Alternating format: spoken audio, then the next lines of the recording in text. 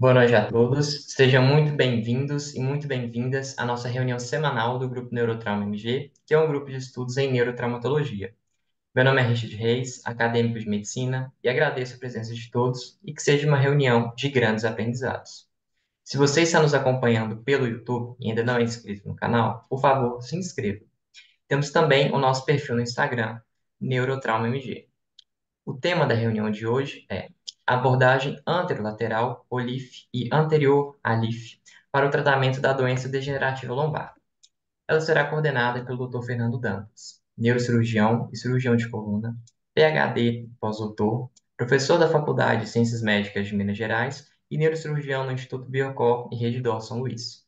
Como palestrante, teremos o Dr. Jerônimo Busetti Milano, neurocirurgião e especialista em cirurgia de coluna, coordenador da divisão de cirurgia de coluna do Instituto de Neurologia de Curitiba, INC, e doutor em ciências pela Faculdade de Medicina da USP. Como moderadores, teremos o Dr. Marco Túlio Reis e o Dr. François Dantas. O Dr. Marco Túlio é neurocirurgião e especialista em cirurgia de coluna e atua nos hospitais Biocor, Rede São Luís, Vila da Serra e São Francisco. O Dr. François Dantas é neurocirurgião do Hospital Biocor e com fellow em cirurgia de coluna no Toronto Western. Desse modo, gostaria de convidar a doutora Kélia para iniciarmos nosso encontro de hoje. Uma excelente reunião para todos. Obrigada, Richard. Boa noite a todos. Sejam todos muito bem-vindos a mais uma reunião extremamente especial, porque é um tema importante nos nossos dias e, como nós colocamos no vídeo, muita gente acha que entende ou pensa que é fácil e não é, né? O olhar de longe, às vezes a impressão que tem é que são decisões fáceis e técnicas fáceis, e não é uma decisão fácil. A cirurgia de coluna está cada vez mais tendendo para não só para mão boa, mas para quem estuda, e uma das características que é comum a todos os participantes dessa reunião de hoje, que são, além de competentes, são extremamente estudiosos e são pesquisadores. E isso faz toda a diferença. Então, para a gente é uma grande honra. Eu quero agradecer imensamente, com todas as letras da palavra imensamente, ao doutor Fernando Dantas, que é um grande parceiro da nossa reunião, é um dos nossos mentores e uma pessoa com quem nós podemos contar sempre. E falar contar sempre não é exagero, porque o Dantas sempre nos apoia e sempre tem uma porta aberta e uma ponte de conexão entre as pessoas. Então, nosso muito obrigada, doutor Fernando Dantas.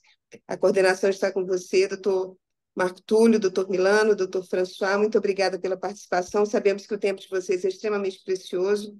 Desejo a todos uma ótima reunião e, Dantas, é com você. Obrigado, chefe. Vamos dar início à nossa sessão de hoje, né?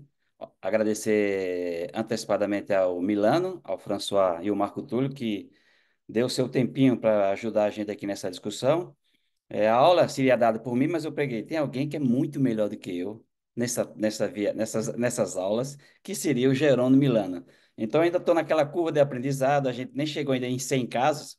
Então, o Milano vai falar para a gente para que serve, o que é isso, para que tanta life, alife, que coisa é essa? Então, Milano, obrigado pelo convite, a palavra está com você. Mas só que antes de você voltar, eu pedi para a professora mostrar uns casos para a gente discutir e na sequência você pode dar aula. Pode ser assim, Milano? Como vocês quiserem. François, então você pode começar, Fran? Posso. Boa tarde, pessoal. Boa noite, né? Obrigado pelo convite. Então, a ideia aqui, acho que vai ser mostrar alguns casos rápidos da nossa experiência lá no Biocor. Não temos um volume muito grande, mas temos feito com uma certa frequência vias anterolaterais e a gente tem visto realmente bons resultados e cirurgias relativamente pouco mórbidas, digamos assim. Então, vou mostrar três casos rápidos aqui. Vou até o final dos casos e mais no final a gente pode discutir se foi uma boa opção, se não foi, se alguém teria feito algo diferente. Então, esse primeiro caso é uma paciente de sexo feminino, de 65 anos, uma história de lombalgia de longa data, uma dor bem mecânica, ou seja, aquela dor que piora a movimentação e melhora com repouso. Tinha uma leve radiação para membros inferiores, mas a dor era predominantemente lombar, um passado aí de artrite reumatoide e um exame neurológico normal. A ressonância dela, então, aqui um T2 sagital, a gente percebe que ao nível de L3 e L4 tem uma degeneração discal mais importante, uma espondilolistese grau 1, né, uma certa cifose focal ali segmentar na ressonância, e os outros discos relativamente preservados, saudáveis, sem nenhuma estenose central do canal. Aqui só um detalhe, e a gente percebe aqui já na ressonância um defeito da pars interarticulares. Alguns cortes axiais, mostrando nenhuma estenose central significativa. Aqui um corte ao nível de L3 e L4, mostrando basicamente uma estenose dos recessos laterais, mais importante à direita, mas nenhuma estenose central do canal. E aqui já dando uma dica, né, do acesso, uma janela relativamente boa para um acesso anterolateral. Aqui um raio-x, então, com a paciente em pé, né, em flexão e extensão. A gente percebe aí como que existe uma instabilidade no nível L3, L4. A gente percebe aqui nessa imagem com a paciente em posição neutra, como que existe uma lordose segmentar, e quando ela faz a flexão, a gente percebe uma cifose com translação, e aqui já dá para perceber bem aqui o defeito da pars interarticulares, então uma espondilostese ístmica L3, L4, relativamente raro, é muito mais comum no nível L5, S1, então um caso interessante, né? E relativamente a coluna dela saudável em todos os outros níveis. Aqui só um detalhe do defeito da pars interarticulares ali. Então, acho que esse caso poderia ter sido abordado de várias formas. Existem várias opções diferentes. Se você perguntar para vários cirurgiões, você vai ter várias respostas diferentes. A gente optou por fazer uma via anterolateral, uma via anterior ao psoas, né, também chamada de OLIF. Esse foi o posicionamento, então, decúbito lateral direito, proteção aqui das protuberâncias ósseas, muito cuidado com o nervo fibular. Aqui todo o posicionamento da sala cirúrgica. Aqui a marcação, então aqui a 12ª costela, a crista ilíaca, aqui a marcação do disco num perfil, lembrando que o perfil e o AP eles têm que ser perfeitos, né, para essa técnica, para evitar complicações, e aqui a incisão, que na verdade a gente fez um pouquinho mais anterior aqui, uns 2, 3 centímetros anterior ao disco aqui.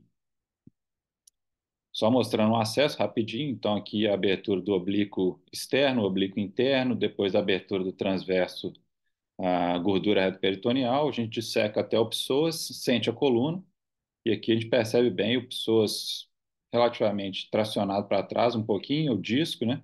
E a marcação do disco com fio de Kirchner, e depois a colocação dos dilatadores. Então, os dilatadores, o passo a passo da cirurgia, a prova do cage, né? O cage, e esse foi o resultado final depois da colocação do cage. E, posteriormente, viramos uma paciente e colocamos uma fixação percutânea. Esse foi o resultado final. Então, só comparando o pré e o pós, a gente percebe como que a gente conseguiu reduzir a listese, né, ganhar altura aqui no forame e ganhar a lordose segmentar ali de 10 graus, que é suficiente para o nível L3, L4. Então, uma cirurgia com sangramento mínimo, muito pouco mórbida, e a paciente evoluiu muito bem. Ela teve um déficit leve de flexão do quadril no pós-operatório, mas foi transitório e ela melhorou nos primeiros dias do pós-operatório. E aqui a tomografia de controle, e a paciente evoluiu muito bem. Então, foi uma opção para esse caso. Acho que teriam outras opções possíveis, mas acho que foi uma opção interessante. A gente pode discutir depois se alguém teria feito algo diferente. O segundo caso, então, um paciente do sexo feminino, de 63 anos, uma história de lombociatalgia há 9 meses, também refratário ao tratamento clínico. Há uma situação semelhante, mas dessa vez no nível L5, S1, uma espondilolistese. Eu não tenho a tomografia aqui, mas também tinha um defeito da pars, então uma espondilolistese ístmica L5, S1, também com estenose dos recessos laterais. E uma via bem favorável aqui para um ALIF. A gente percebe os vasos ilíacos bem distantes, né, da linha média, que é bem comum nesse nível L5, S1. Então foi feito um ALIF, uma via anterior, né, retroperitoneal. Aqui só a marcação intraoperatória, um AP, um perfil, a colocação dos dilatadores, dos afastadores. Aqui a exposição do disco, né, então as artérias ilíacas, os vasos ilíacos estão aqui lateralmente a esses retratores aqui, e o disco todo exposto, a retirada do disco e a colocação do cage. E aqui o resultado final também com a fixação posterior. E o último caso, um caso interessante, é um paciente do sexo masculino, 59 anos, história aí de várias cirurgias prévias na coluna, paciente com lombociatalgia crônica, já portador de neuroestimulador medular, já tinham jogado a toalha, desistido de qualquer abordagem cirúrgica. A mielotomografia dele mostrava essa espondilolistese isquêmica L5-S1. Interessante que ele também tinha um defeito da partes interarticulares em L3 e L4. Mas talvez o nível mais sintomático, digamos assim, fosse o L5-S1. Foi discutido com o paciente e foi optado por abordar esse nível L5-S1. E foi feito também uma via anterior, né, um ALIF. Aqui, mais uma vez, algumas imagens do intraoperatório, exposição do disco, colocação do cage. E aqui o resultado final. Depois fizemos uma fixação posterior também. E a tomografia de controle, e por incrível que pareça, o paciente evoluiu muito bem, a dor dele melhorou significativamente. Então, só para lembrar que nem todo paciente com dor crônica não tem nada a ser feito, né? Às vezes a dor tem uma justificativa e tem que ser abordada. Então, alguns casos para mostrar algumas aplicações dessas técnicas, e o Dr. Jerônimo vai destrinchar um pouco melhor aí cada técnica, indicações, contraindicações e riscos, né? Obrigado. Obrigado, François. Muito bom. Milano, agora é com você. Fizemos certo, fizemos errado, agora você pode destrinchar. Não concordo nem discordo, muito pelo contrário, né? Acho que a gente pode discutir os casos depois, em relação à indicação das técnicas, eu concordo 100%. A única coisa que eu acho um pouquinho discutível é a necessidade de uma instrumentação posterior numa listese de baixo grau, né, em L5-S1, ainda mais com os parafusos robustos como esse que você colocou ali no ALIF, mas em relação à indicação de via de abordagem, como eu vou mostrar aqui para vocês, a minha visão é muito parecida com a sua, em especial nos casos em que você não tem uma grande compressão posterior, né? Mas eu preparei algumas coisas primeiro, mas a, a, o slide tá aparecendo por completo para vocês na coisa? Não, tá, Modo de tá, apresentação? tá no link da aula. Espera aí. E agora? Agora sim. Isso, Perfeito. agora entrou. Tá, então vamos lá. Esses são os meus conflitos de interesse. Eu presto consultoria para duas empresas que vendem esse tipo de material. É, Tanto que eu vou evitar usar nome comercial aqui o tempo todo e falar muito mais de técnica do que qualquer outra coisa. Como eu sei que tem residente, tem o pessoal que não é cirurgião de coluna, pura e simplesmente, que já deixou a neurocirurgia de lado, que nem eu, que nem alguns aqui da mesa, eu vou começar falando de algumas definições, falar de algumas generalidades sobre as indicações, nós vamos comparar com outros métodos de fusões, e aí vamos falar, sim, de limitações que esses métodos com certeza têm, né? Acho que o primeiro ponto, quando a gente está falando, em especial para residente, para o pessoal da neurocirurgia que já olha a cirurgia de coluna, às vezes, com algum preconceito, né? A gente começa a falar de implante, de via, etc. A gente precisa deixar muito claro isso, gente. Nós estamos falando de situações específicas em que a gente precisa de uma fusão. E isso é exceção e não regra. Tá? Inclusive, nos casos de espondilolistese degenerativa, nós temos hoje uma evidência bastante robusta para dizer que a maioria dos casos não precisa de fusão nenhuma, precisa simplesmente de uma boa descompressão. Tá? Então, nós não estamos aqui falando de técnica que serve para todo tipo de situação. Disco preto tem que botar cage. Qualquer degeneração, hérnia de disco tem que colocar cage. Não. A maioria das vezes a gente não precisa de nada, de nada disso. Tá? Mas quando a gente precisa de uma fusão, existe um racional que é a famosa lei de Wolff, né? A lei de Wolff é aquela que diz que um osso, para se desenvolver, para crescer, ele precisa ter compressão. Se ele não tiver uma força compressiva, ele vai tender a não se desenvolver. E é por isso que a nossa cartilagem de crescimento ela está onde está nos nossos ossos longos, é por isso que astronauta e pessoal que fica só na hidroginástica tem mais osteoporose, não tem carga, não tem crescimento ósseo. Ora, se eu coloco um implante, um osso, um implante cheio de osso, entre os dois corpos vertebrais, ele vai estar submetido a uma carga muito maior do que aquilo que ele vai ter se eu só coloco o enxerto posterolateral numa cirurgia padrão de uma artrodese por via posterior. Jerônimo, então, sempre que eu preciso de fixação, eu preciso de cage, putz, aí eu vou ter um problema, né?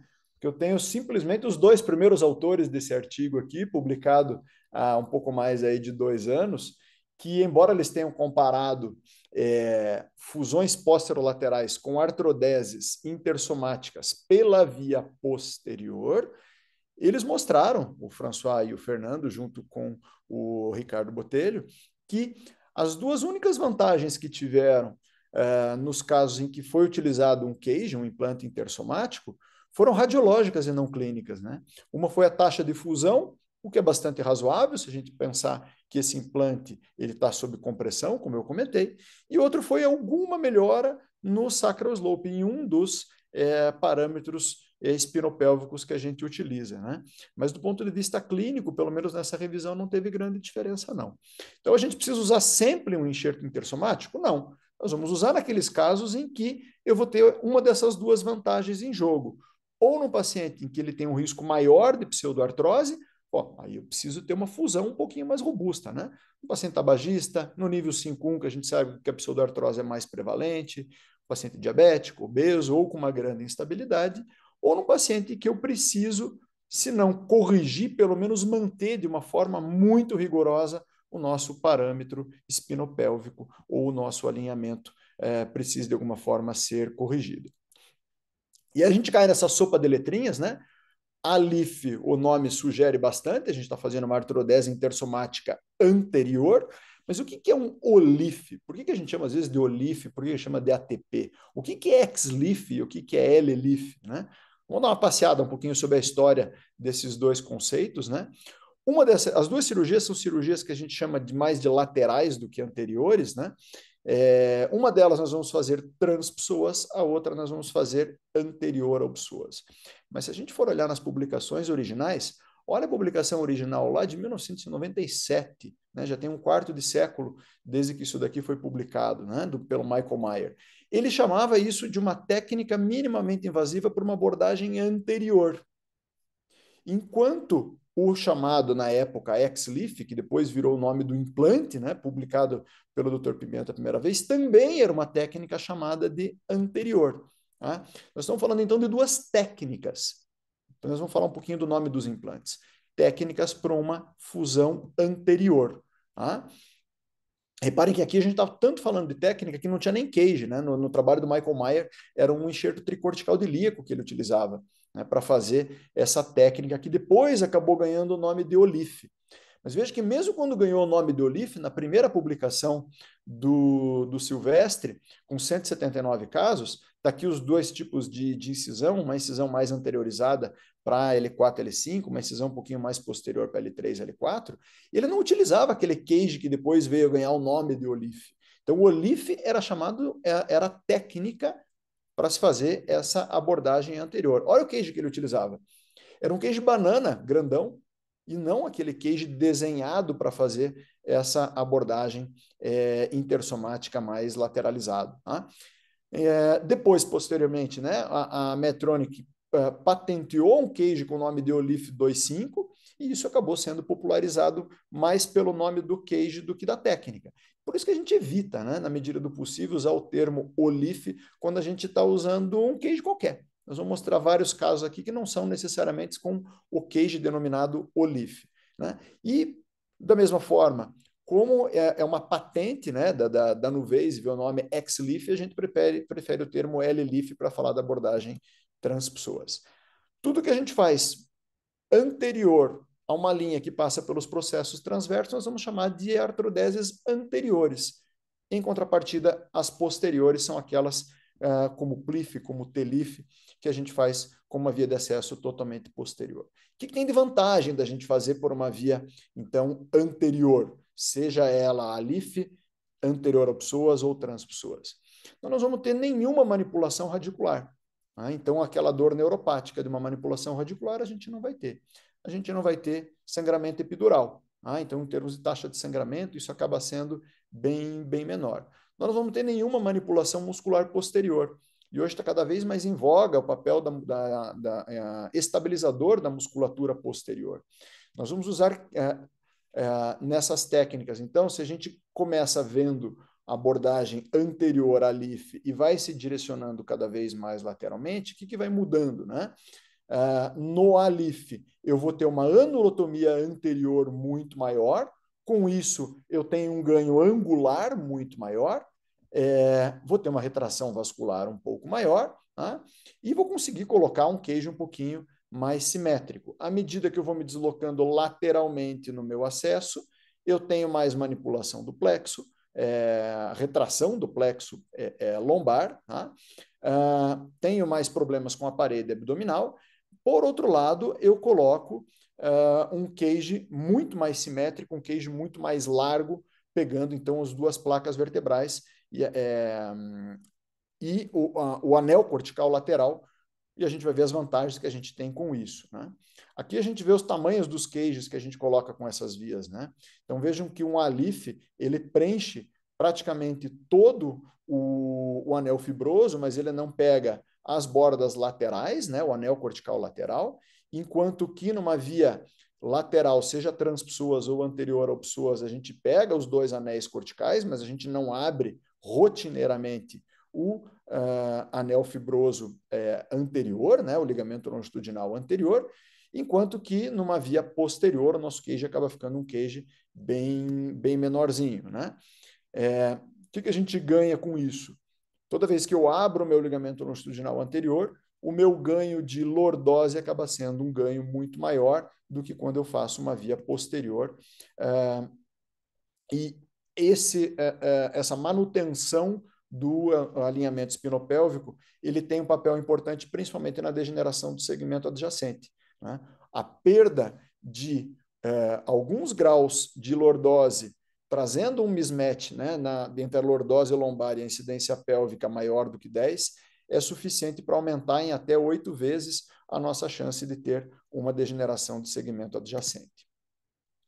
Mas e a descompressão? Pô, nós não falamos que tem que descomprimir, né? Então, essas vias de acesso anteriores, elas trabalham com um conceito que nós chamamos de descompressão indireta. E aqui eu vou perder um pouquinho de tempo, vou gastar, na verdade, um pouquinho de tempo para falar um pouquinho sobre esse conceito, que eu acho que é o que tem de mais importante para a gente discutir nessa noite, tá? Essa descompressão indireta, ela consiste no quê? Num ganho de altura discal e num realinhamento, quando eu tenho uma espondilolistese, que vai, com isso, aumentar a altura do meu forame e fazer uma distração desse nosso ligamento amarelo, que está aqui não necessariamente hipertrofiado, muitas vezes ele está só dobrado por causa do achatamento do disco e da espondilolistese, tá? Isso acontece do ponto de vista radiológico quando a gente faz uma técnica oblíqua, como está mostrando aqui nessa publicação. Vejam que a área de secção transversal aumenta, né? A altura discal aumenta, tudo isso a gente consegue ganhar. Entretanto, quando a gente está falando de um ALIF, o que a gente ganha mais de descompressão indireta é na altura foraminal, tá? Não tanto nessa distração posterior do ligamento amarelo. Tá? Por quê? Porque a gente vai ver que a distração que a gente faz no ALIF é muito mais angular. Tá? Eu não vou fazer a abertura lateral do meu anel fibroso, eu vou abrir só anteriormente. Com isso, aquela distração paralela que a gente faz quando está fazendo uma via lateral, ela quase que não existe. A distração ela é muito mais angular. E dependendo do tipo de cage que você está colocando, você pode ter, inclusive, um não ganho, digamos assim, da altura foraminal. Se eu trabalho com um cage de pouca angulação, ou de até 15 graus, eu ganho altura foraminal. Se eu trabalho com um cage de mais de 15 graus, a minha distração vai ser tão angular que eu perco a minha capacidade de abrir o forame. Quem dirá de abrir o ligamento longitudinal posterior lá atrás, né? Que como a gente, a compressão que existe pelo ligamento amarelo lá atrás, né? E aqui isso eu coloquei uma interrogação quando eu fiz essa apresentação no Congresso Brasileiro de Neurocirurgia, que eu fui atrás um pouquinho da literatura, né? Baseado num caso em que eu já nunca confiei muito nessa história de distrair o ligamento amarelo com ALIF, né? Esse é um caso que a gente fez, que era uma paciente que não tinha uma claudicação neurogênica significativa. O que ela tinha? Ela tinha muito mais lombalgia e um pouco de dor irradiada ciática, que nós julgamos que era muito mais pelo achatamento do forame do que por essa estenose que a gente vê aqui. Esse é um caso ótimo para se fazer um ALIF, né? Em que se pesa uma anatomia vascular não tão favorável assim. O que nós fizemos foi um ALIF nela. Aqui vocês veem o que teve de ganho de altura do disco, o que teve de ganho de altura foraminal, mas quando a gente fez uma ressonância no pós-operatório dela, vejam que o ligamento amarelo continuava dobrado. Tá? Ela estava muito bem, essa paciente está assintomática. Né? Talvez um pouquinho de subsidência, mas ela está totalmente assintomática. Mas o que ela ganhou em termos de descompressão indireta? Altura foraminal. O ligamento amarelo lá atrás não desdobrou. Tá? Então, esse tipo de distração que a gente faz do espaço com a LIF, ele não é suficiente para ganhar a distração do ligamento amarelo. Quando a gente vai olhar na literatura, a gente sempre encontra, né? Tanto espondilistese ístmica como degenerativa. Mas quando a gente vai ver nas revisões, a gente não vê muito trabalho de espondilistese degenerativa com a LIF, não. Tá? Inclusive, quando a gente vê quais são os trabalhos que eles citam, são trabalhos da década de 90, né? Que avaliaram basicamente taxas de fusão, nível de satisfação, reoperação em casos que havia uma severa estenose, mas nenhum caso de uma análise radiológica referente a essa distração posterior do ligamento amarelo. Eu fui atrás de toda essa literatura para o Congresso Brasileiro de Neurocirurgia e foi isso que eu encontrei.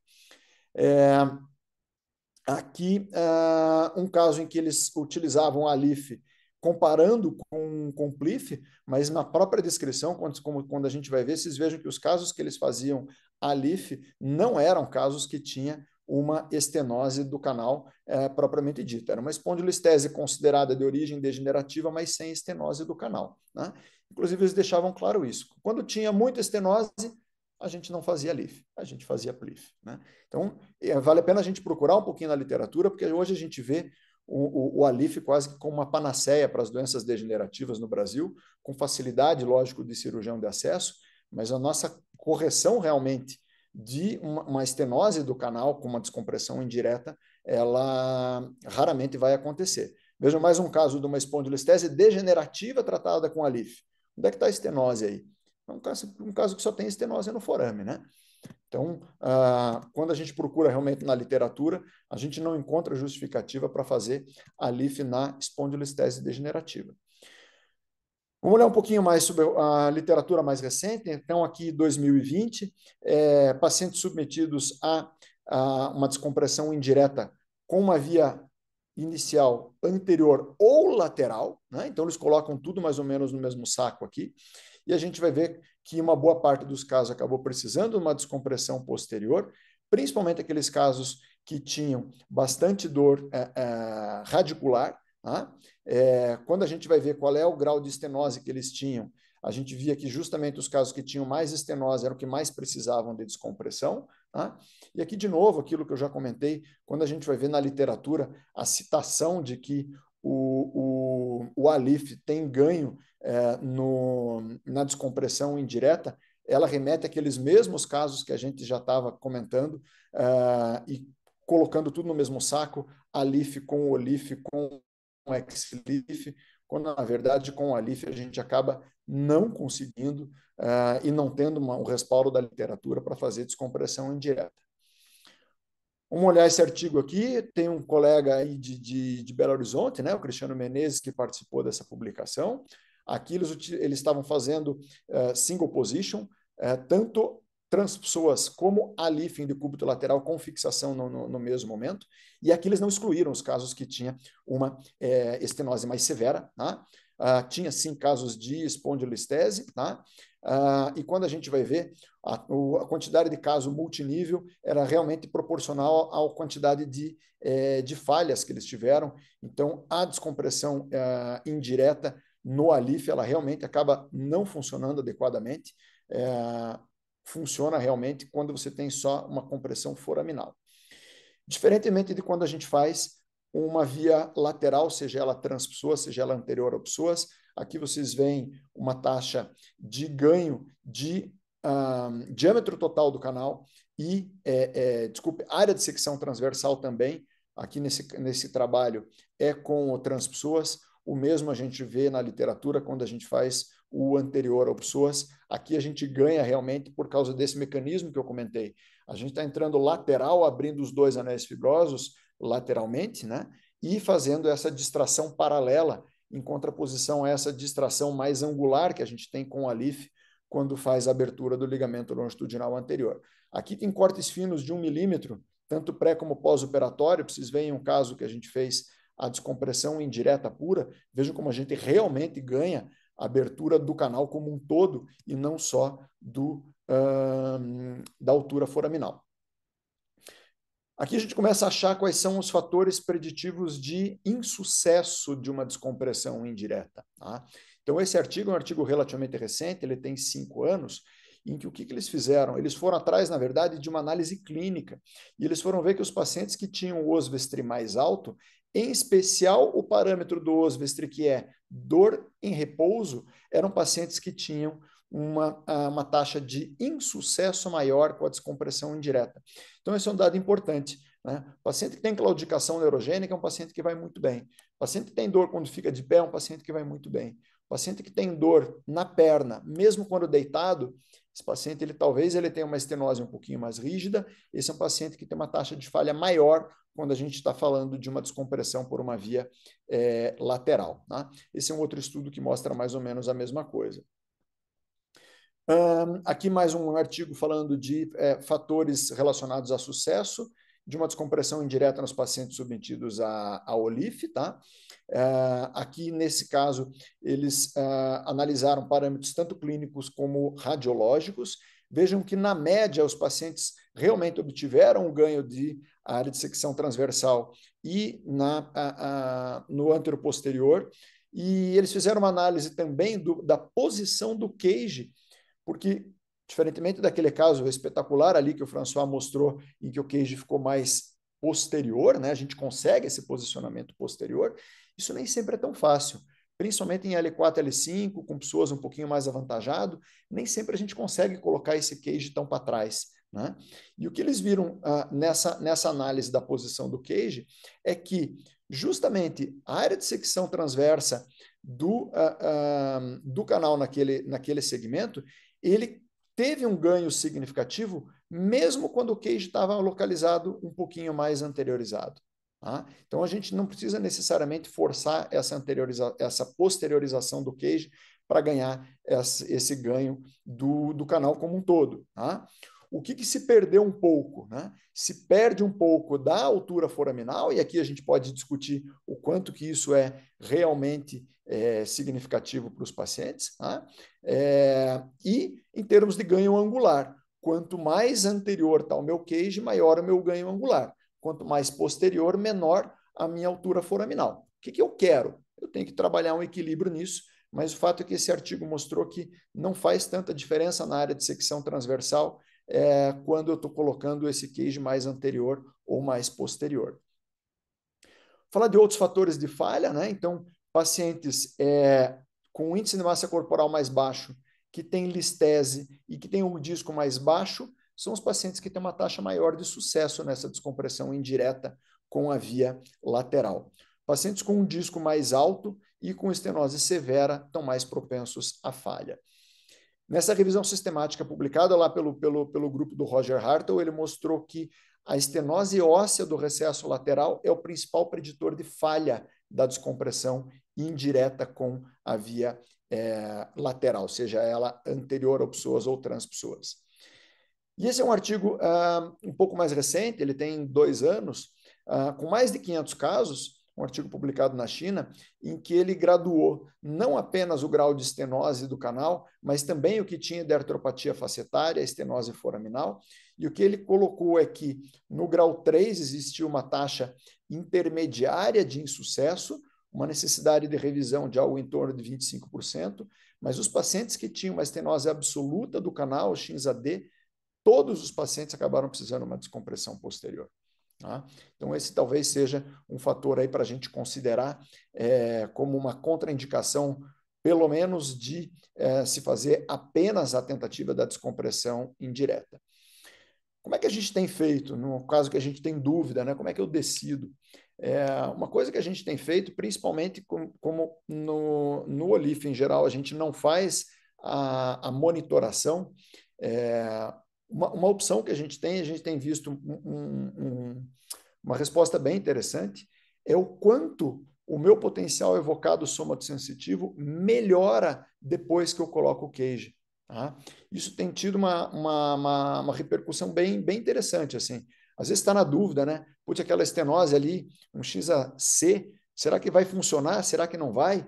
Pô, será que eu vou fazer 2 cirurgias? Vou fazer, no multinível eu gosto de fazer 2 cirurgias, boto lá 3 cages, deixo o paciente de pé, faço ressonância, mas para um nível, será que justifica?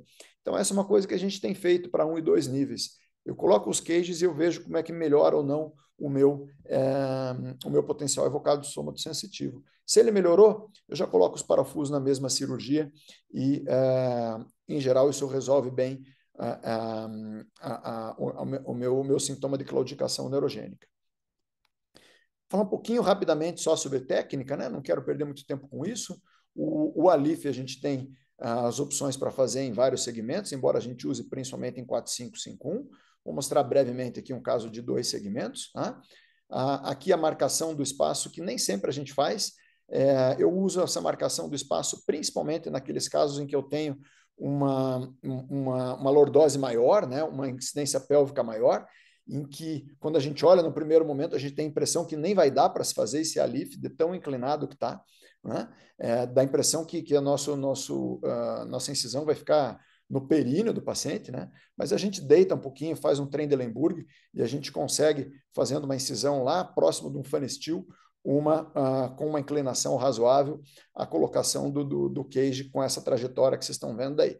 Dá um pouquinho de trabalho, mas eu garanto para vocês que é muito, mas muito mais fácil reduzir uma listese de alto grau com um Alif do que com um TELIF, que você vai ter que fazer uma osteotomia do domo sacral.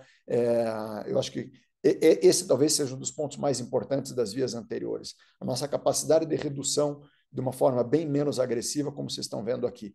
Aqui a gente coloca um cage só, coloca um parafuso só para segurar, vira o paciente de lado, de barriga para baixo e faz a fixação, em geral, percutânea, como vocês estão vendo aqui nessa fotografia. Tá?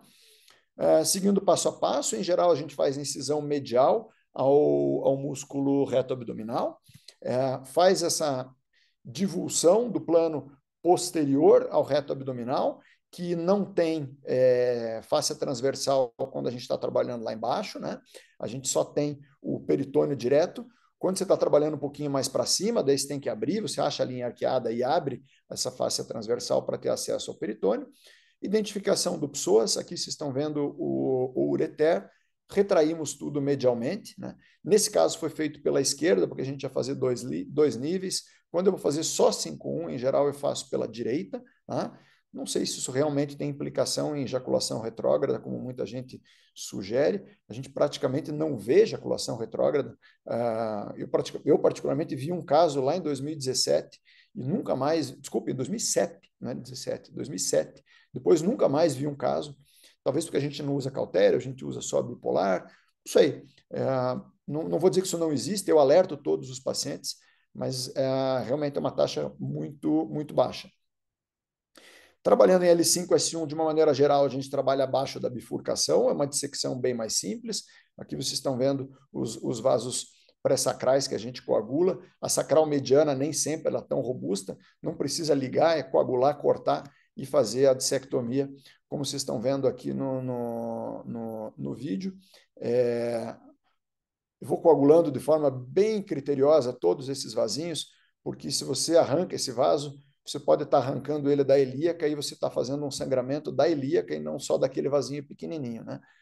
E aí você pode ter um problema bem grande. Essa é a maneira que eu gosto de abrir. Tá? Eu faço uma incisão mediana, primeiro do disco, para saber onde ele começa, onde ele termina. Faço a incisão daí de todo o anel fibroso anterior, trabalho com o COB e aí faço uma dissectomia, tirando quase que metade do disco de cada vez. Às vezes, quando ele não está bem cortado, ele sai quase inteiro, como vocês estão vendo aqui, já na largada. Né? A dissectomia, aqui nesse caso, está sendo feito no micro, nem sempre eu faço. Às vezes eu faço na macro mesmo, mas em especial quando eu quero saber como é que ficou a minha descompressão, foraminal, eu gosto de usar um bullet para fazer a distração do espaço e olhar no microscópio como é que está aquele forame. Então, olha onde é que está aquela cureta, né? Aquela cureta está dentro do forame mesmo, né? Aí você faz uma descompressão não indireta, você faz uma descompressão direta do forame. Tá? Então, o ALIF tem essa vantagem, né? No ALIF, a gente faz uma descompressão direta de tudo que a gente tiver de efeito compressivo anterior. Posterior, a coisa já não funciona tão bem assim. Aqui vocês estão vendo a colocação do parafuso, não vão perder muito tempo com isso, né? Aqui um outro tipo de cage, de uma outra marca, não importa, mas só para vocês verem como é que isso fica. No 4.5, o buraco é um pouquinho mais embaixo. Eu tenho por rotina ir atrás dessa danada, dessa veia aqui, que é a veia iliolombar, né? Coagular, às vezes até, quando ela é muito grande, ligar essa veia iliolombar para que eu possa ter a retração dos vasos contralateralmente para ter uma boa exposição desse disco. Tem gente que gosta de trabalhar de cima para baixo e só se tem muita dificuldade fazer a ligadura da veia iliolombar. Eu sou um pouquinho mais chato com isso, talvez porque eu não sou cirurgião de acesso, eu quero resolver o meu problema o quanto antes, quero ter a exposição que eu preciso, não gosto de ficar perdendo muito tempo. Será que precisa? Será que não precisa? Não, eu já ligo, já puxo tudo para o lado e aí já resolvo a minha parada de cara. Então, sempre olhar um pouquinho mais de carinho para essa anatomia vascular, né? Como o François mostrou em L5, S1, geralmente é bem tranquilo, vocês veem uma janela bem grande aqui entre os vasos. Aqui em 4.5 também, uma janela bem favorável para se trabalhar e para se retrair esses vasos. Também seria uma janela com uma via anterior ao psoas lateral. Nem sempre isso é verdadeiro. Aqui aquele caso que eu mostrei para vocês, né? Vejam como era uma anatomia vascular um pouquinho mais chata. Só nesses casos é que eu acabo partindo para fazer, me desculpem, uma avaliação com angiotomografia, para ter uma ideia de como é que estão esses vasos, ver se ele não é um impeditivo, até às vezes, da gente fazer um ALIF. Será que vale a pena eu insistir num ALIF, num caso que tem uma anatomia vascular ruim? Aí vai depender da tua experiência e do quanto tem de experiência também o teu cirurgião de acesso, se não é você que faz o teu próprio acesso. Isso também é verdadeiro quando você está fazendo uma cirurgia anterior ao psoas, um OLIF, né? Então, nem sempre você tem uma janela tão favorável como esse primeiro caso. Olha esse outro caso aqui, um psoas bem anteriorizado, que se por um lado ele contraindica quase que formalmente uma via transpsoas, porque quando o psoas está indo para frente, o plexo vem junto, esse plexo está aqui na frente, né? Ele também atrapalha bastante para um OLIF. Esse é um caso que a gente acabou fazendo, mas eu confesso que deu um pouquinho mais de trabalho. Talvez eu não devesse ter gastado tanta energia assim, né? Então, o plexo vem para frente também, para fazer transpsoas, isso é muito perigoso. Para fazer anterior ao psoas é trabalhoso, mas não necessariamente impeditivo. A gente faz o OLIF, como o François bem mostrou, com o lado esquerdo para cima, né? A gente trabalha sempre com essa direção. Uma coisa que o François também mostrou é de você não se contentar com esse AP. Esse AP tem um AP ruim. Tá? Então, o que a gente faz? A gente gira o raio? Não. A gente gira a mesa. Então, veja que ali nós estamos girando a mesa para posicionar esse paciente para um AP perfeito. Né? Aí sim eu vou começar a minha marcação, tá? no perfil, como vocês estão vendo ali. Tá? Eu faço geralmente a incisão quando a crista ilíaca me permite um pouquinho mais para trás. Quando a crista ilíaca é um impeditivo, eu vou mais para frente para fazer aquele OLIF mais clássico, né? Aqui vocês estão vendo como eu faço geralmente a minha incisão quando a crista ilíaca permite. Quando ela não permite, daí sim eu vou fazer aquela abordagem oblíqua verdadeira, que ela é mais anteriorizada. E a gente pode fazer, como nesse caso aqui eu estou mostrando para vocês, até 3 níveis com a mesma incisão. Tá? A diferença de quando se faz transpsoas de quando se faz anterior ao psoas é que no transpsoas eu vou usar o meu retrator com a terceira pata dele posterior para proteger o plexo, né? Como vocês estão vendo aqui, enquanto quando a gente faz abordagem oblíqua, eu não vou mostrar aqui o passo a passo, porque o François já mostrou muito bem. Tá?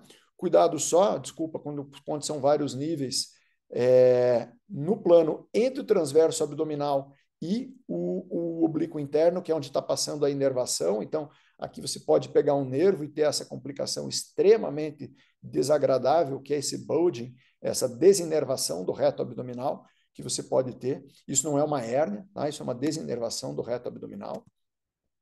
Tá? a divulsão ali com o dedo mesmo em direção ao psoas, aqui o psoas. A gente não costuma fazer uma retração tão grande do psoas de cara, né? Eu faço a marcação, ou eu uso dilatador quando eu estou usando o OLIF, senão eu faço a divulsão e coloco um retrator, como o retrator que a gente usa para fazer o ALIF também. E se eu tenho disponível um cage de inserção lateral, o que eu faço é inverter o meu retrator. Tá? Então, esse retrator aqui é o retrator do X-Leaf. Tá? Eu coloco o meu retrator com a terceira pata anterior e desço o meu shim junto do ligamento longitudinal anterior, protegendo o reto peritônio, protegendo o ligamento longitudinal anterior e deixo o psoas livre para eu trabalhar. Tá? Depois o passo a passo é exatamente o mesmo. Tem que ser bem rigoroso nessa abertura do ligamento do anel fibroso contralateral. Tá? Se você não abre o anel fibroso contralateral, o teu cage ele não vai ficar ancorado em osso, ele vai ficar ancorado só na placa vertebral e ele vai ter uma chance maior de você ter um afundamento, uma subsidência desse cage. Tá? E sempre o cuidado de se ter essa tal de manobra ortogonal, né? Como vocês estão vendo ali no vídeo. Eu começo com a minha pinça de disco oblíqua, jogo minha mão para trás para fazer a abertura do anel fibroso contralateral, evitando-se esse problema, né? Que é a lesão do forame contralateral. Tá? Aqui você tem o cuidado que a gente tem de não fazer nem para cima nem para baixo, né? Então, a divulsão por outro lado, a dissecção por outro lado, a gente faz guiado pelo raio-x no AP, para ter esse cuidado, como vocês estão vendo. Aqui, nesse caso, era um cage expansível.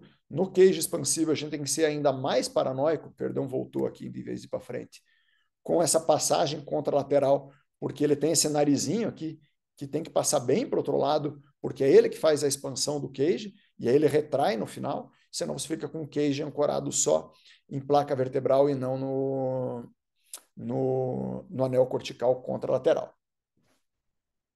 Eu vou dar uma passada um pouquinho mais rápida aqui. Aqui vocês estão vendo uma cirurgia de 3 níveis com uma única incisão, para que dê tempo da gente discutir. Né? Então, vantagem de uma coisa e de outra, quando se faz anterior ao psoas, você não precisa de monitoração, é mais seguro em relação ao plexo, mas sempre tem que ter cuidado, que nem sempre você tem essa janela vascular. Tá? Comparando os dois métodos, esse artigo, uma revisão sistemática, sugere que a gente tenha uma taxa de dor radicular e melhora do osvestria um pouquinho melhores quando a gente faz o OLIF, em compensação também com uma taxa de lesão neurológica e do psoas maior no transpsoas, mas com uma taxa de subsidência um pouco maior no OLIF. Esse é um outro artigo que visou procurar só complicações, mostrou mais ou menos a mesma coisa. Tá? Então, vamos comparando os dois métodos. No transpsoas, uma taxa maior de alteração neurológica, bastante baixa de déficit definitivo, mas existente. Né? Mas quando comparado mesmo déficit transitório, com o OLIF, uma taxa bem menor. O que o François comentou, né, de ter uma certa paresia do psoas, o que a gente vê mais frequente não é nem uma paresia, né? É uma dor quando ele vai fazer a flexão da coxa sobre o tronco, e aí eles acabam dizendo que estão com a força diminuída. Mas é muito mais por dor do que por déficit funcional propriamente dito. Né? O déficit realmente é bastante raro. Lesão do simpático não é tão rara. Tá? Nessa revisão eles falaram algo em torno de 5% no pré-psoas e nada no transpsoas. Tá? Na minha experiência, eu te digo que essa taxa é um pouquinho maior. Lesão vascular eu nunca vi. Deixa eu bater na madeira. Nós vamos fazer um sexta-feira, mas eu nunca vi lesão vascular na cirurgia anterior ao psoas. Talvez porque a gente faz essa abordagem um pouquinho mais anteriorizada e não tão oblíqua como a descrição original. Tá? Infecção nessa revisão foi um pouquinho maior na transpsoas, não me pergunte por quê, isso não faz nenhum sentido para mim, tá? Mas é o que está aqui publicado. Já que nós estamos fazendo um pouquinho de propaganda por fazer anterior ao psoas, nessa revisão sistemática mostrou que a taxa de infecção é menor. Subsidência e pseudoartrose nessa revisão sistemática foi igual. Tá? A gente não tem nenhum estudo de 2 braços comparando. Tá? O mesmo cirurgião, o mesmo serviço, fazendo as 2 técnicas. Tá? Então, era isso que eu queria mostrar. A gente pode bater um papo, então, sobre vantagem e desvantagem de um e de outro, discutir aqueles casos, se vocês quiserem. Né? A LIF a gente faz para L5S1, ocasionalmente quando a gente vai abordar o 4.5 também. Tem uma boa descompressão direta, tanto do disco como da abertura do forame, e indireta só do forame. Tá? Estabilização anterior é possível se você tem pouca instabilidade. Então, mesmo na listese grau 1, eu costumo fazer o standalone, desde que seja um cage ou com parafuso ou com uma âncora robusta, não com aquela travinha, só aquilo lá eu não acredito não. Tá? Enquanto que na via o L-Leaf, né, seja ele anterior ou transpessoas, eu vou fazer de L4 a L5 para cima. O transpessoas ele tem aquelas vantagens, né? O cage fica mais centralizado, ele é um pouquinho mais rápida, mas você toma bem mais raio, é uma cirurgia muito mais guiada, e você precisa de monitoração. O anterior a pessoas ele é mais anatômico e tem menor risco ao plexo, né? As indicações são bem semelhantes e as contraindicações anatômicas são um pouquinho diferentes de um ou de outro. Limitação na descompressão indireta é semelhante nos dois, e correção sagital a gente tem só quando a gente abre realmente o ligamento longitudinal anterior, aquela técnica chamada de ACR, né? Então, para correção sagital, nem o O-Leaf, nem o L-Leaf, eles são suficientes na maioria das vezes. Se você precisa de um bom ganho angular, você precisa abrir o ligamento longitudinal anterior, seja ele com uma via lateral, seja com a Leaf. Era isso, acho que sobram uns minutinhos aí para a gente discutir alguma coisa. Tá? Desculpe se eu falei rápido demais, mas é que realmente é bastante assunto. E, como se sabe, eu me empolgo bastante falando dessas vias de acesso, que eu gosto e gosto muito. Né? Obrigado, gente. Obrigado, Milano. Se quiser sair da tela para talvez para só botar os casos, aí a gente volta a discutir. Perfeito. Marco Túlio. Parabéns, viu, Milan? Assim, eu falei com o Fernando que, em vez de moderar, né, dada a nossa curva de aprendizado aqui ainda, nós ainda estamos tentando chegar aí num volume de casos suficiente. Eu queria fazer algumas perguntas, assim, para já incitar aí a discussão. Como do ponto de vista prático, assim, na verdade, duas perguntas. Do ponto de vista prático, qual técnica que você usa para reduzir uma listese isquima de baixo grau só pela via anterior, com stand-alone?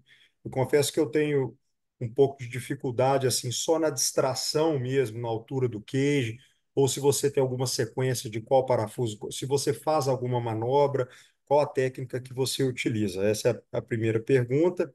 A segunda pergunta, num paciente com uma listese degenerativa, 3/4 ou 4/5, com uma estenose moderada a grave, tipo C, por exemplo, e que tem o disco alto, você ainda assim acha que vale a pena fazer os acessos oblíquos ou laterais e vai por trás e faz um over the top, ou você vai tudo por trás e faz um TLIF mesmo? Essas são as duas perguntas.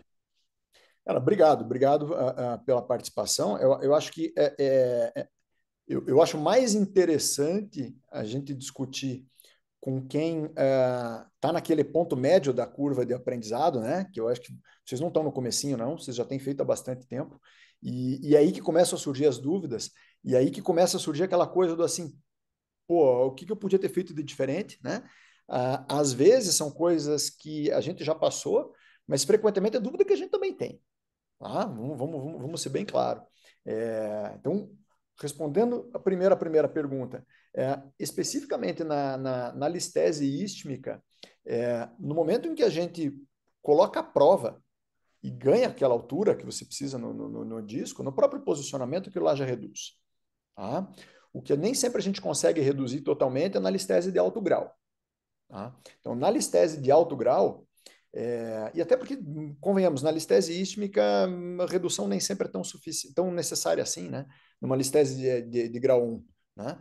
Mas pelo menos reduzir para um grau 2 para um grau 1 você reduz, o grau 1 você reduz tranquilamente só colocando o queijo. Na listese de alto grau, essa eu nunca faço em decúbito lateral, tá? Para tentar economizar uma virada e já fazer a fixação posterior no mesmo nível. O ângulo é muito grande, você não consegue fazer em decúbito lateral o ALIF. Então, como é que eu prefiro fazer? Eu faço o tradicional do jeito que eu mostrei ali naquele caso, com a incisão bem baixa, tá? Coloco o cage maior que eu puder, e ali a gente consegue colocar geralmente um cage de 12, porque ele é muito móvel, e aí a redução, em geral, ela não é completa. tá? Só com a via anterior. O que eu costumo fazer? Costumo colocar um parafuso só, tá? Se eu consigo, nem sempre eu consigo, eu prefiro colocar em S1, tá? E aí eu vou usar a minha via posterior suplementar, que daí a gente tem que suplementar sempre, né? Um grau 3, um grau 4, para completar a minha redução. Por que eu só coloco um parafuso? E preferencialmente em S1? Porque daí eu consigo puxar o L5 com o parafuso posterior de redução. Tá? Então, na listese de alto grau, a gente nem sempre consegue reduzir. E aí a ideia é sempre você colocar um parafuso só. Às vezes é difícil você colocar o parafuso em S1. Tá? Se você colocar um parafuso grande no sacro, em L5, com um parafuso grande em L5, você consegue puxar tanto o corpo da L5 junto com o queijo um pouquinho para trás e você reduz. Mas é mais fácil se você conseguir colocar o parafuso em S1, que foi o que eu consegui naquele caso ali. Porque vocês viram que a redução realmente ficou bem boa, né? Era uma listese grau 4 ali que a gente conseguiu uma redução bem tranquila. E te digo que foram 2 cirurgias muito sossegadas. Eu estava muito preocupado com o Alif, por causa da incidência pélvica ser muito alta, a incisão muito baixa, mas te digo que foi uma cirurgia bem lisa. Colocar o parafuso no sacro não foi tão fácil, mas deu certo também. E a fixação posterior, a gente usou um parafuso de cabeça estendida em L5. Putz, a hora que você vai rosqueando, o L5 vem vindo tranquilamente ali. E aí a gente conseguiu uma redução bem boa. A tua outra pergunta é em relação à estenose de maior grau, já com uma certa estenose óssea. Cara, bem objetivo. Exceto num paciente com uma deformidade coronal muito grave, que nesses daí eu prefiro fazer 2, 3 níveis de lateral e às vezes deixo o paciente de pé, vejo o que reduziu, o que não reduziu, para daí decidir se eu preciso de uma osteotomia atrás, de uma descompressão adicional atrás. Essa seria a única exceção. Esses são os casos que eu faço um TELIF mesmo, tá? Acho que assim, não justifica por uma tentativa de ganhar mais altura, uma tentativa de ganhar um pouquinho mais de lordose, que é o que a gente ganha com uma via lateral, né? A gente submeteu o paciente a 2 cirurgias na prática, né? Porque você vai fazer um OLIF e daí você vai ter que fazer uma descompressão posterior. Pô, um bom TELIF se consegue ganhar alguma lordose. Você abre bem as 2 facetas, coloca o teu queijo lá na frente, você consegue ganhar alguma lordose, né? Que seria a única vantagem aí de uma via oblíqua, já que você vai ter que fazer a descompressão posterior de toda forma. Então, quando eu já antevejo uma necessidade de uma descompressão posterior, em geral eu faço um TELIF, tá? 3, 4, 4, 5. L5, isso não acontece, né? A gente não tem estenose degenerativa com espondilistese degenerativa grave, com estenose grave em L5-S1. Né? Então, para 3, 4, 4, 5, o TELIF, para mim, é a cirurgia de escolha nas estenoses mais graves. A única exceção, como eu disse, são as deformidades coronais, porque essas eu reduzo muito mais fácil com uma via lateral, dá bem menos trabalho, e ali, frequentemente, a gente consegue essa descompressão indireta, principalmente às custas do forame no lado da concavidade, de uma forma muito robusta, sem nenhum estresse de ficar fazendo osteotomia lá atrás. Espero ter respondido adequadamente. Perfeitamente. Boa, muito Obrigado. bom. Obrigado. François? Parabéns. Parabéns pela aula e obrigado. Uma dúvida, a gente teve um caso interessante que a gente fez um alif e o paciente acordou com o pé caído. Oh. A gente não sabe muito bem se foi um estiramento excessivo da raiz. Você já viu isso acontecer? Você acha que isso é possível? O que pode levar a uma complicação como essa, assim? Vou fazer uma pergunta que eu já sei a resposta, né? Mas como tem bastante gente ouvindo, a gente precisa deixar isso claro. Se vocês fizeram imagem pós-operatória, não tinha nada, né? Imagem pós-operatória, monitorização intraoperatória, pacote completo. Tá. Porque Isso é uma eu complicação vejo assim, muita gente reportada na naquela literatura? correria de cirurgião de acesso com pressa, aquela coisa toda, às vezes não tirar todo o disco, não fazer uma boa liberação posterior, né? E aí a hora que o cara coloca o queijo, ele empurra um pedaço de disco lá para baixo, né? Ou eventualmente tem um osteófito atrás, que se você não quebra direito aquele osteófito, você pode empurrar aquele osteófito lá para dentro. Já tinha certeza que não era o caso, né? O que eu já vi, e não foi pouco, principalmente paciente que tem o disco muito baixinho, listese ístmica, é distração da raiz causando dor neuropática. Isso já. Tá? Déficit mesmo, eu tive um caso só, e que foi muito semelhante a isso que você comentou, assim. Um paciente que fez uma dor neuropática com uma força grau 3 na flexão dorsal do pé, tá? Cara, enchi de corticoide e gabapentina e o cara recuperou. Tá? E a minha única interpretação foi essa, tá? Distração da raiz, mais ou Tiramento. menos a mesma coisa que você tem quando você faz uma redução de uma listese de alto grau com uma via posterior. Né? Por Sim. mais que você abra inteiro, faça aquele TELIF fazendo a osteotomia do domo sacral e tudo mais, a hora que você coloca aquilo no lugar, você pode pressionar a raiz, né? Uhum. Então, isso realmente eu já vi.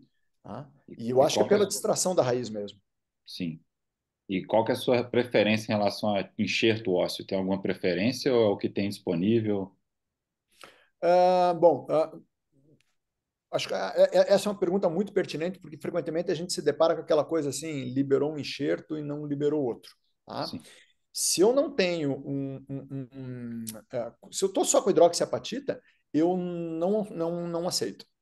Tá? Eu sempre uso algum enxerto autólogo junto. Então, se eu estou com um alif, eu faço um furinho, tiro um pouquinho de osso da crista ilíaca ali com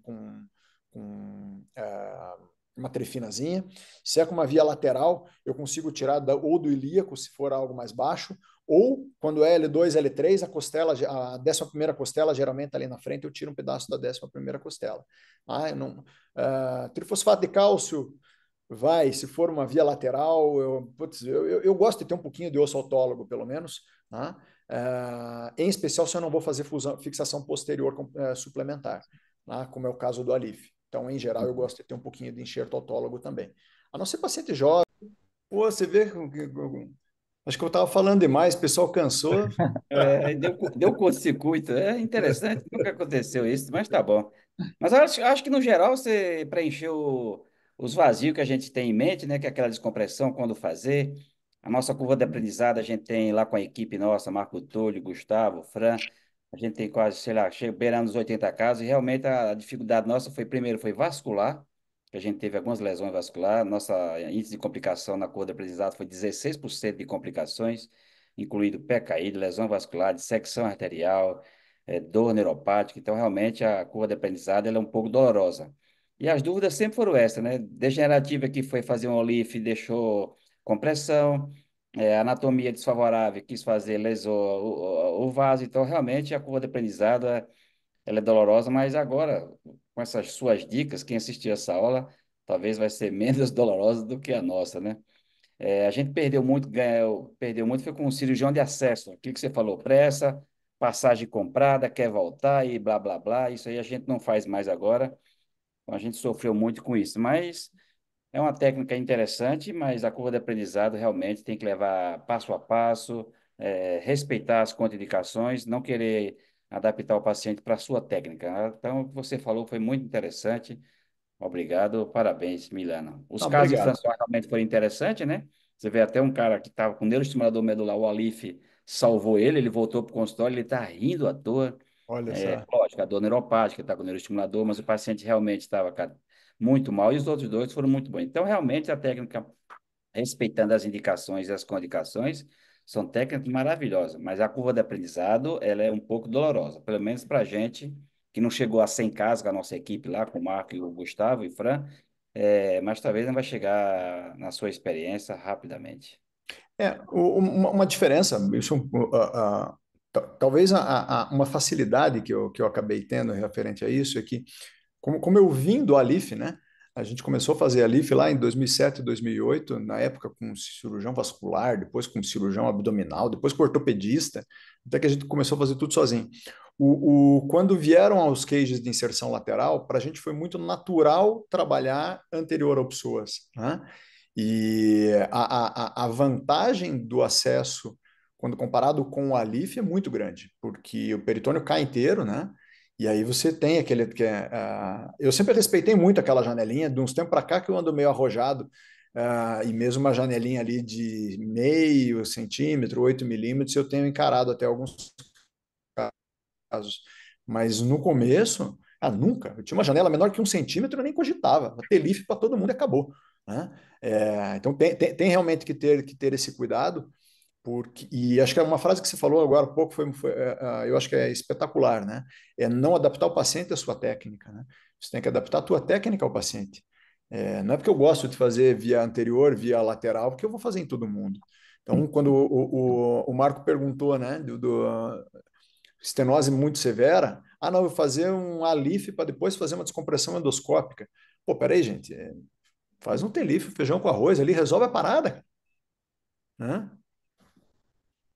Ô, Pô, ô, Kelly, eu acho Milano, que podemos encerrar, né? Você que é a chefe, agradecer a Jerônimo, François e o Marco Túlio e a todos presentes na aula. Acho que foi muito esclarecedora, um assunto que não é tão novo, mas para uns ainda é novidade, então é sempre bom, a gente acaba sempre aprendendo.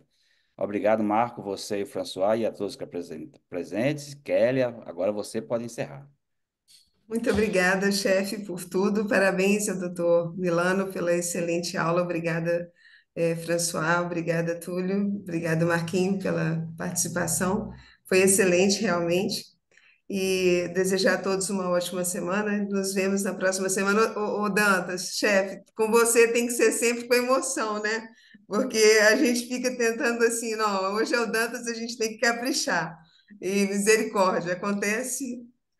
O Richard está falando, não, doutora Kelly, de novo? Não, não acredito. Mas é porque a gente tem que ser com emoção, né, Dantas? Obrigada por tudo mesmo, viu? Uma ótima semana a todos, um grande abraço, uma ótima reunião a todos. Um Obrigado, abraço Obrigado, Milano. final. gente. Até a Super à próxima. Tchau, Boa disposição, noite. tchau, tá? tchau. Obrigado, valeu. obrigado, Tchau, tchau. Milano, obrigado, Fernando, todos, Kelly, a todos. Tchau, Marquinhos.